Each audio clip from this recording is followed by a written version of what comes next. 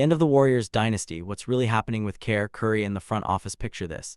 April 17, 2026. The Phoenix Suns Arena. A franchise that won 4 championships in 8 years is watching its season disappear in the Arizona Heat, down 15 points with no way back. Steve Kerr walks to the sideline. He looks at Steph Curry. He looks at Draymond Green. He subs them both out, and for a moment, time stops.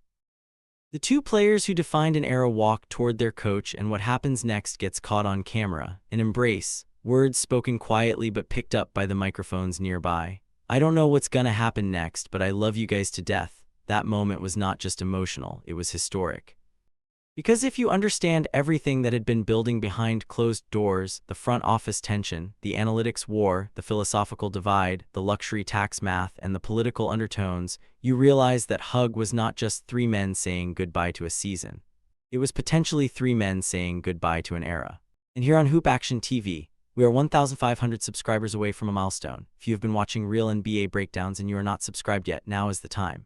Hit subscribe, drop a like, leave a comment, and share this video with every basketball fan you know, because what we are about to break down today is one of the most layered stories in the NBA right now. So let's get into it, all the way from the beginning.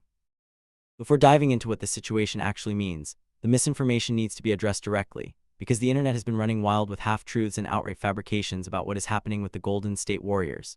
The viral headline that spread across social media claimed that Steph Curry waved off Steve Kerr, essentially turning on his own coach. That is not true. It did not happen. Curry did not publicly criticize Kerr. He did not call for his removal. He did the exact opposite, which will be covered in detail shortly. The second piece of noise is the idea that Kerr was fired. He was not fired. His contract expired. There is a significant legal and professional difference between being terminated and having a contract come to its natural end. Kerr is sitting with a decision in front of him, one that belongs to him, not to ownership. And then there is the claim that the Warriors are moving on from Curry. Steph Curry has $62.6 million guaranteed for next season. The organization has been in active discussions about a $136.7 million extension. You do not offer a player $136.7 million and simultaneously plan to remove him from the equation. Kendrick Perkins put it plainly when he stated that Curry is irreplaceable, and the Warriors front office, whatever else they may be calculating, agrees with that assessment. You do not waive the greatest shooter in NBA history and then offer him $136 million in the same breath. So the question becomes, what is actually happening here? To understand April 2026, you have to go back and understand how the entire season collapsed from something that looked genuinely promising into a 37-45 record and a play-in exit. Before the season started, there was real optimism in Golden State. Curry, Jimmy Butler, and Draymond Green on the same roster looked like a formula for genuine playoff contention. Talk of 50 wins circulated. The Warriors were being discussed as a legitimate top 6 seed in the Western Conference. The last time they were actually positioned that well was November 4th when they held a 5-3 record early in the season. Then the injuries started, and they did not stop. Jimmy Butler tore his ACL. His season ended. His last full game before the injury was a 32-point, plus 15 performance against the New York Knicks, the kind of performance that reminded everyone exactly why the Warriors had brought him in. That version of Butler disappeared, and with him went a massive piece of the team's competitive identity. Steph Curry developed runner's knee. He missed 39 games across the season and played in just 43. For a franchise built entirely around his movement, his gravity, his ability to command defensive attention from half-court, losing Curry for 39 games is not just a personnel loss, it is a structural collapse. Moses Moody suffered a torn patellar tendon, and then, layered on top of all the injuries, came the Jonathan Kuminga trade. Kuminga was dealt for Kristaps Porzingis, injecting roster uncertainty into an already unstable situation and raising serious questions about the organization's long-term vision. The numbers tell the full story: 37 wins and 45 losses, a play-in exit. Curry scored 48 points in a loss to the Portland Trail Blazers, a number that in any normal season would have been celebrated, but instead became a symbol of how broken the team's supporting infrastructure had become. The Warriors went 6-8 in Curry's 14 30-point games. Think about that. Their best player dropped 30 or more points 14 times, and they still lost more than half of those games. Steve Kerr used 43 different starting lineups over the course of the season. 43, that is not coaching, that is triage. That is a man managing a medical emergency with basketball substitutions, trying to hold together whatever was left of a functional roster while injuries dismantled everything around him. Social media reflected the frustration. The account at Warriors World posted, "If Kerr leaves, that's the official end of the dynasty." At the Dunk Central posted, "Warriors need to modernize the system, the league changed." Both of those sentiments, whether fans agreed or not, reflected a real debate happening not just online, but inside the Warriors organization itself. The injury story is what played out in public. What was happening behind closed doors is a different conversation entirely. The Kuminga fault line is where it begins. The Warriors front office viewed Jonathan Kuminga as a long-term building block, a young, athletic, versatile player who represented the team's future. Steve Kerr did not see Kuminga fitting the system he wanted to run. That disagreement alone might have been manageable, but it was not just about one player. It was a window into a philosophical divide between Kerr and the front office that had been quietly widening for years, and the Kuminga trade did not resolve that divide. It papered over it. The analytics conflict is more technical but equally significant. The Warriors front office grew frustrated with the team finishing with the fourth highest turnover rate in the NBA. At the same time, the team finished first in three-point attempt rate, while ranking 19th in three-point field goal percentage. The Death Star lineup, the Curry Green Clay motion offense, the corner-heavy system that revolutionized the NBA, it worked for a decade, but the league adapted. Teams got bigger, younger, and faster.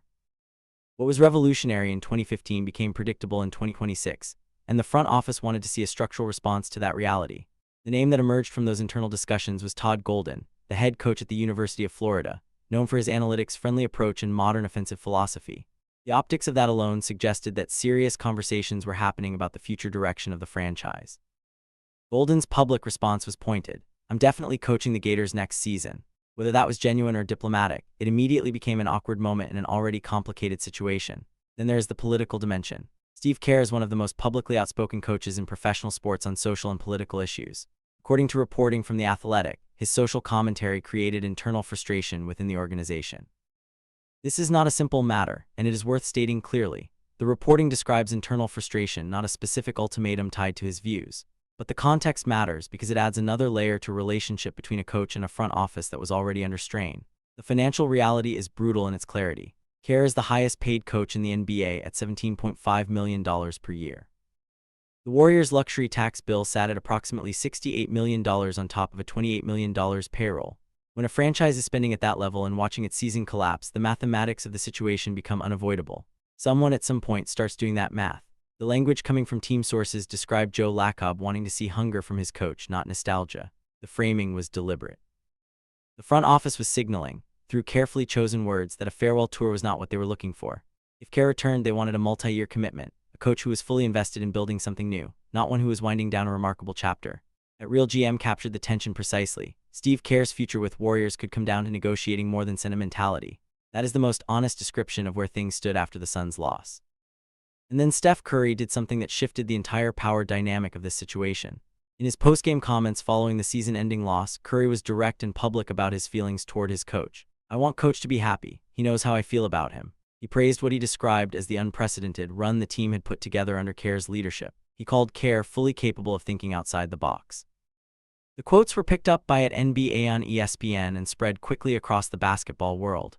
Those words need to be understood for what they were, not sentiment, but leverage. Steph Curry does not just play for the Golden State Warriors. He is the Golden State Warriors. He is the reason the arena sells out. He is the reason the franchise commands its market value.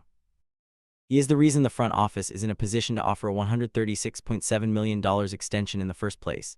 His endorsement of Kerr placed the front office in a structurally difficult position.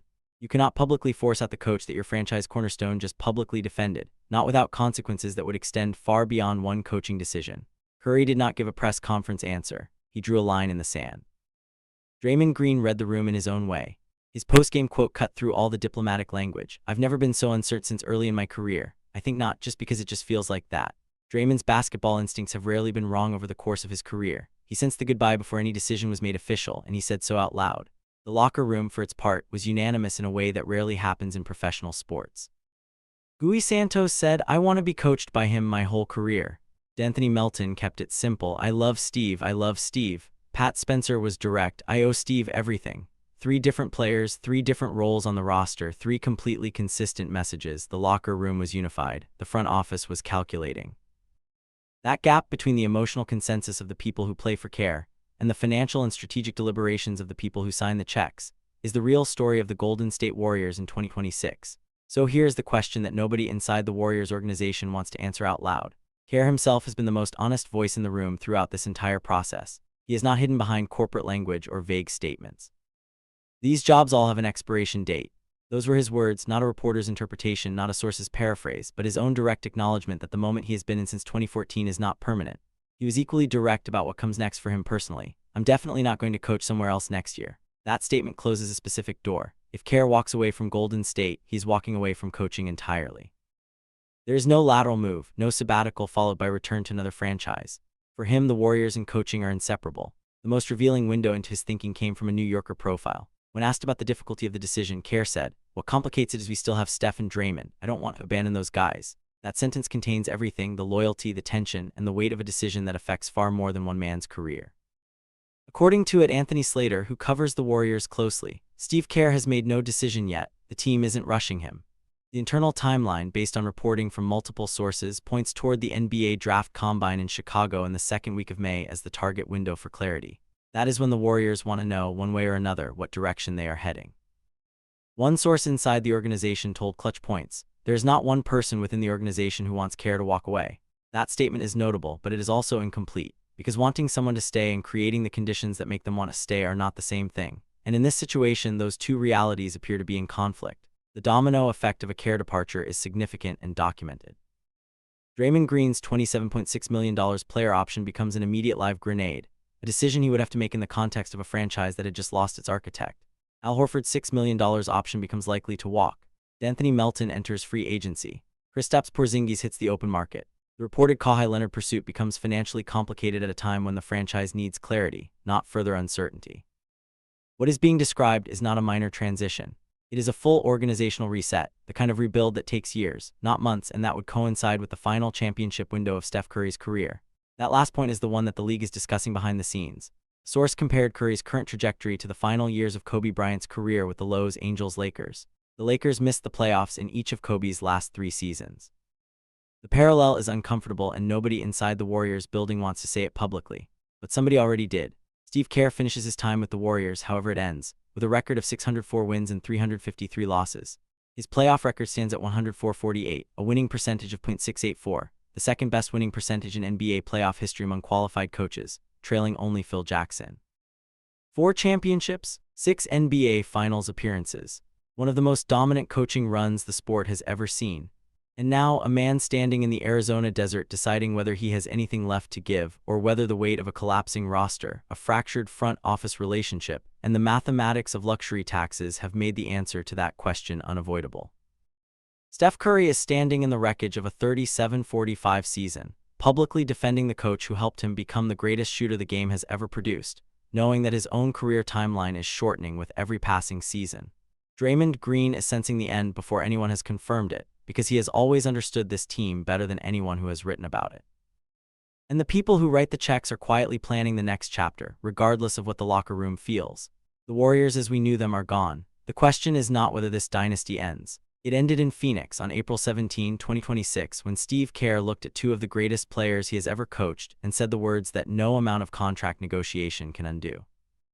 The question now is simple. Do Steph Curry, Draymond Green, and Steve Kerr get to decide how this chapter closes? Or does someone else make that call for them? That is the conversation happening right now inside the Golden State Warriors organization, and it is one of the most consequential decisions in NBA history for a franchise that built everything on loyalty, continuity, and a system that changed the entire league.